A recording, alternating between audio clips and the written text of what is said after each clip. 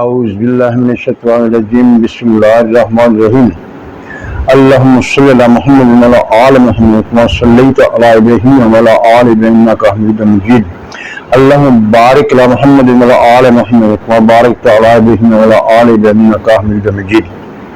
معزز ناظرین سامعین، آج کی ویڈیو میرے خیال میں انتہائی اہم ہے، اس لیے کہ اس ویڈیو میں آپ کے سامنے ایسی چند باتیں رکھوں گا جو انسان اور الہ خدا کے درمیان کے رشتے کو سمجھنے کے لیے بہت ضروری ہے۔ اس لیے میں چاہتا ہوں کہ اگر آپ اس ویڈیو پر آئے ہیں تو مہربانی کر کے اس ویڈیو کو مکمل دیکھ لیجئے، تاکہ میری محنت جو میں نے کی ہے وہ بار آور ہو سکے۔ مجھے پتا چلے کہ میری محنت آپ نے پوری ویڈیو دیکھی تو میری محنت کامیاب ہوگی۔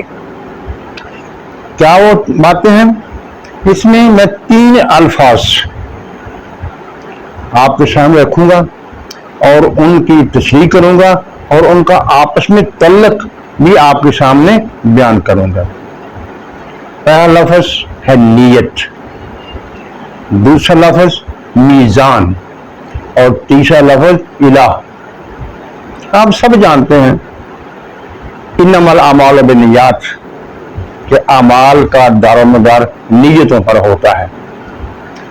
اگر آپ اچھی نیت سے کام کریں گے تو ہو سکتا ہے اس میں وہ کام عام لوگوں کے لیے اچھا نہ ہو، لیکن آپ کی نیت اچھی ہونے کی وجہ سے وہ آپ کے لیے باعث ثواب بن جائے گا اور آپ کی نجات کا سبب بنے گا۔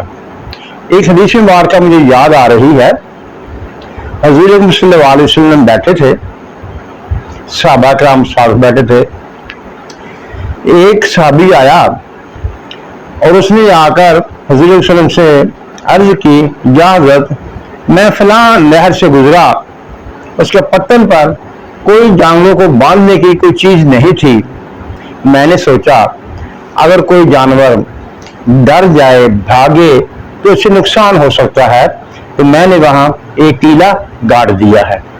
حضور صلی اللہ علیہ وسلم نے فرمایا تم نے اچھا کام کیا، اللہ تمہیں جزا دے گا، بیٹھ جاؤ۔ میں بیٹھ گیا۔ ابھی تھوڑی ہی دیر گزری تھی کہ ایک اور صحابی آیا، اس نے آ کر کہا، یا حضرت دیکھو لوگ کیسے بیوقوف ہیں، فلاں پتن پر، نہر پر جہاں سے لوگوں کا گزر ہوا تھا، کسی آدمی نے ایک قلعہ وہاں پر گاڑ دیا تھا، اگر اس کے ساتھ کسی کو ٹھوکر لگے، وہ نہر میں گر جائے تو نقصان ہو جائے گا، میں نے وہ قلعہ اکھاڑ دیا ہے۔ حضور صلی اللہ علیہ وسلم نے فرمایا تم نے اچھا کام کیا، اللہ تمہیں جزا دے گا۔ دیکھیے دونوں صحابہ نے ایک دوسرے کو الٹ کام کیا، لیکن دونوں کی نیت نیک تھی، خیر تھی، اس لیے دونوں اجر کے حقدار بنے۔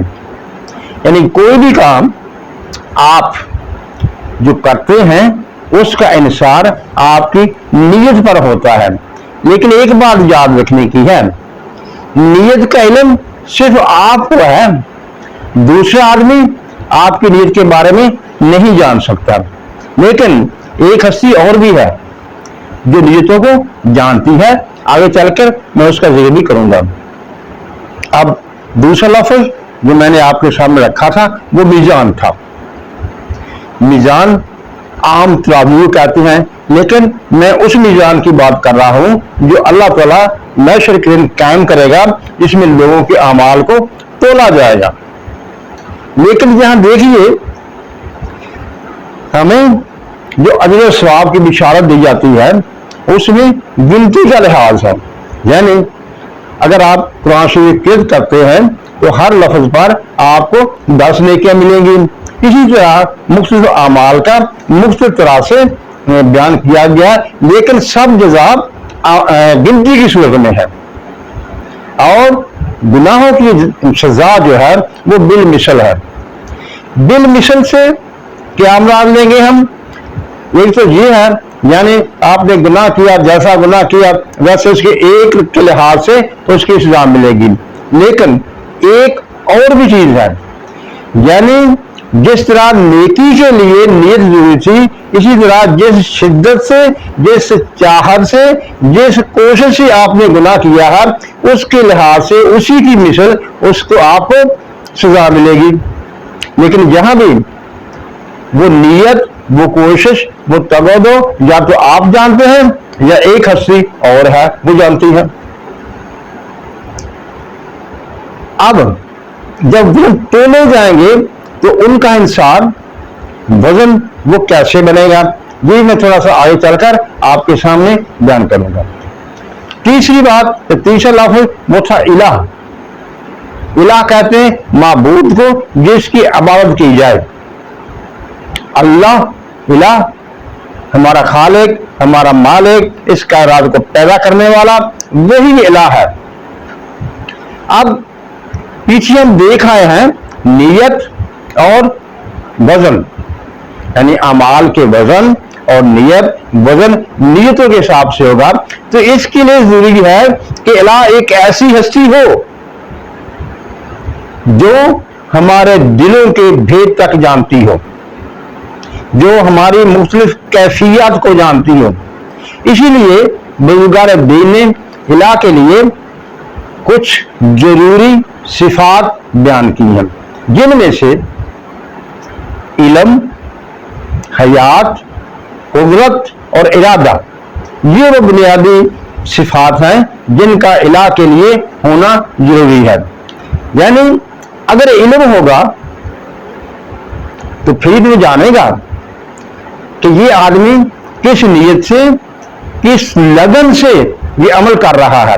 اگر نیکی کا عمل کر رہا ہے تو اس میں کتنی تڑپ ہے، کتنی محبت ہے، کہ اور اس کی نیت کیا ہے۔ اسی طرح اگر گناہ کر رہا ہے تو وہاں بھی اس کو جاننا ہوگا یہ گناہ کسی مجبوری سے کر رہا ہے، کسی زبر کے تحت کر رہا ہے، یا شوق سے کر رہا ہے، یا نفس کو لبھانے کے لیے کر رہا ہے۔ اس کے لیے بھی الہ کو اس قابل ہونا چاہیے کہ وہ یہ سب چیزوں کو جانتا ہو۔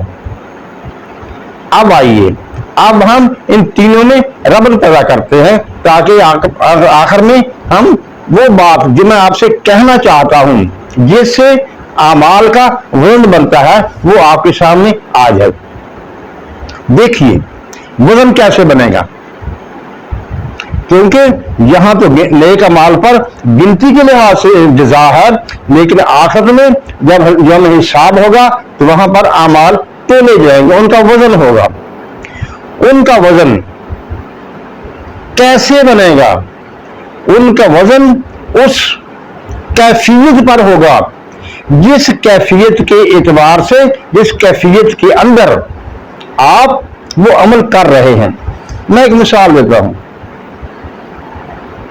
اگر آپ نماز پڑھنے کے لیے آئے، آپ نے وضو بھی کیا، ٹائم پر مسجد بھی گئے، بعض جماعت نماز بھی ادا کی، لیکن آپ کا دل نہیں چاہ رہا تھا، آپ کا دل نماز میں نہیں لگ رہا تھا، اور ایک آدمی جو دل سے، کیفیت سے، محبت سے آیا، وضو کیا، نماز ادا کی، دونوں کی نماز میں فرق اور دونوں کو جزا میں فرق، اور یہ بات صرف اور صرف الہ ہی جانے گا، کیونکہ اس کے لیے جو میں نے آپ کے سامنے بات رکھی، حیات، علم، قدرت اور ارادہ، ایسی بنیادی صفات ہیں جس کا حامل الہ کو ہونا چاہیے۔ الہ کا علم مزید ہونا چاہیے، سب پر حاوی ہونا چاہیے، کوئی اس سے اوپر نہیں ہو سکتا۔ اگر کوئی اس کے اوپر ہوگا تو وہ الہ نہیں رہے گا۔ الہ کے لیے ضروری ہے کہ سب سے زیادہ عالم ہو، سب سے زیادہ قدرت والا ہو، سب سے زیادہ قدرت رکھتا ہو۔